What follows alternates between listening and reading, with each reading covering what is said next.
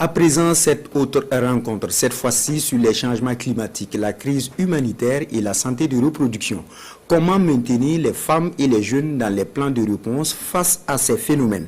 La question est posée au forum multisectoriel organisé par JASPERO et ses partenaires. Le point avec Moussa Ouedraogo et Pini Dianou.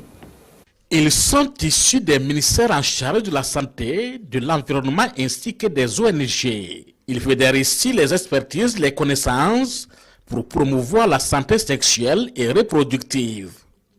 L'objectif est de trouver des solutions innovantes face au changement climatique et à la crise humanitaire. Il était important que nous puissions susciter une réflexion commune avec les différents acteurs et pour voir comment prendre en compte ces nouvelles données que nous savons sont des réalités qui se poseront à nous tous les jours.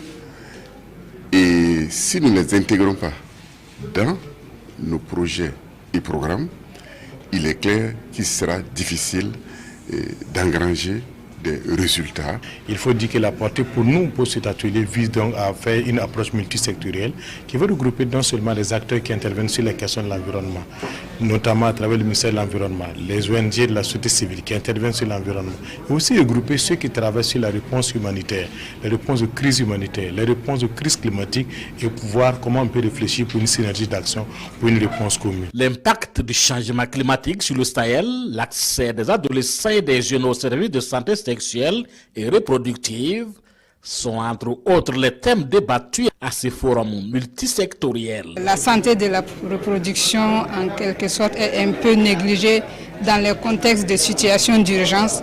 En tout cas, vu ce thème d'aujourd'hui, nous pensons que c'est vraiment d'à propos et ça nous permettra vraiment d'inclure dans les politiques, surtout de prendre en compte dans les financements. La rencontre se tient du 26 au 28 septembre.